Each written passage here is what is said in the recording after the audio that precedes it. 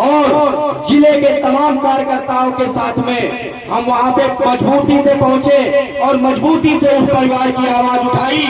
आज आप देख लीजिए सारे के सारे आरोपी जेल में। उसमें भीम आर्मी के लोगों पे मुकदमे भी लिखे गए। हम लोगों को डराया गया कि तुम पे मुकदमा लिख देंगे, तुम्हें जेल भेज देंगे।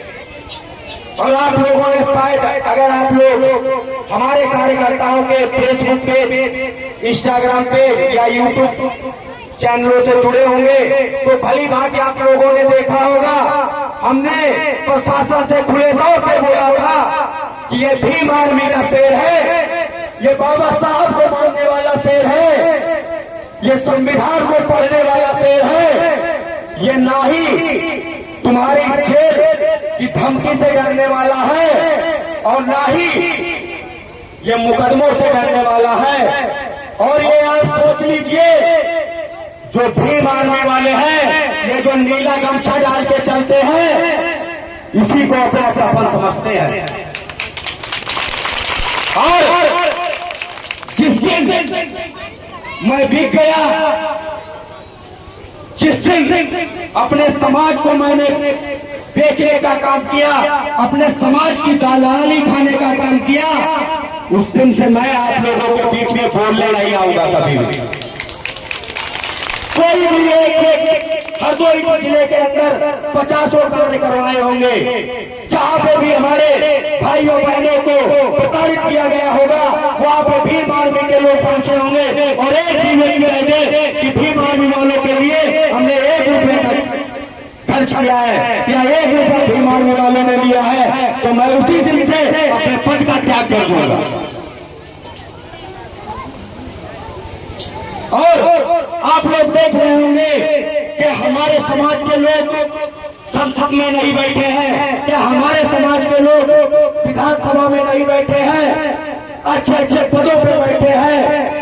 किसकी बदौलत? सिर्फ हमारे भारतीय संविधान की बदौलत। वरना आज या तो तुम छोटे सिल रहे होते और या तो तुम किसी की नाली साफ कर रहे होते, या तुम सावंतवादी ताकतों के गुलाम होते। ये सिर्फ बाबा साहब के संविधान की बदौलत आज तुम अच्छे से अच्छे पदों पर बैठे हो और अच्छे से अच्छी गाड़ियों में घूमते हो और अच्छे से अच्छे मकानों में घूमते हो, अच्छा खासा रहन सहन है। तो ये किसी की मेहरबानी नहीं, हमारे बहुजन समाज में जन्मे बाबा साहब की संविधान की बदौलत आज हम बोल पा रहे हैं और आप लोग अच्छे से सुन पा रहे हैं। और मैं देखता हूं कि आज यहाँ पे बुद्ध कथा हो रही है, आज आप लोगों को समझाया जाता है और कल को वही हमारी माताएं बहनें नौ दुर्गा व्रत रहती हैं, वही हमारे भाई कांवड़ उठा के चल देते हैं।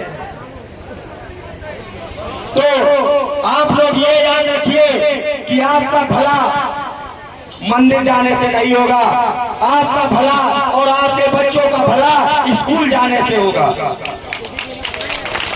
और बाबा साहब ने बोला था कि जिस दिन ये पाखंड शालाओं की तरफ पढ़ने वाली भीड़ जिस दिन विद्यालयों की तरफ पढ़ने लगी, उस दिन हमारे देश को सोने की चिड़िया बनने से कोई नहीं रोक सकता। और आज लोग कहते हैं कि भाई चंद्रशेखर या बहन कुमारी मायावती या हमारे जो भी दलित समाज के नेता है वो लोग जातिवाद फैलाते हैं। तो उन लोगों के लिए मैं बोलना चाहूंगा, बिना कारण कोई किसी के विरुद्ध नहीं होता, बिना कारण कोई किसी के विरुद्ध नहीं होता और कोई जात से अशुद्ध नहीं होता। बिना कारण कोई किसी के विरुद्ध नहीं होता और जात से कोई अशुद्ध नहीं होता। अरे कुछ तो बात नहीं होगी और कुछ तो कमी नहीं होगी इस धर्म में, वरना महलों में रहने वाला राजकुमार गौतम बुद्ध नहीं होता। जब तथागत गौतम बुद्ध ने देखा कि हमारे समाज के ही लोग दबाए जाते हैं, तब उन्होंने घर बार सब कुछ छोड़ दिया और दम दीक्षा ली और संसार को एक ऐसा संकेत दिया। वो उन्होंने हिंसा का रास्ता ना चुनकर अहिंसा का रास्ता चुना। उन्होंने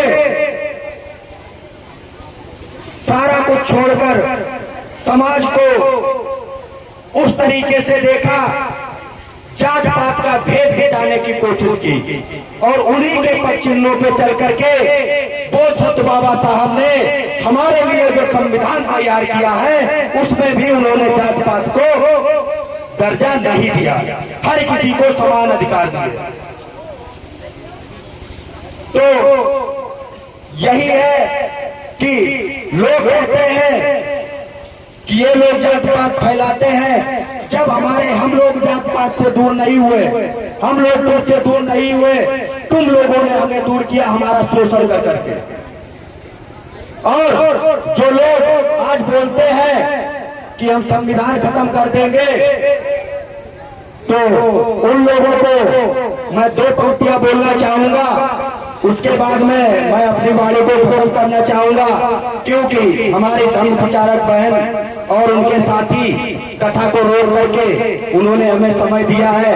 तो ज्यादा समय ना लेते हुए जो संविधान खत्म करने की बात करते हैं और संविधान बदलने की बात करते हैं, उन्हें ट्रेलर तो देख लिया होगा कि आज तुमने सिर्फ बात खत्म करने की है, तो तुम लोगों का ये हाल हुआ है। और जिस दिन तुम लोगों ने संविधान खत्म कर दिया तो उस दिन तुम्हारा क्या हाल होगा ये तुम कल्पना कर लेना।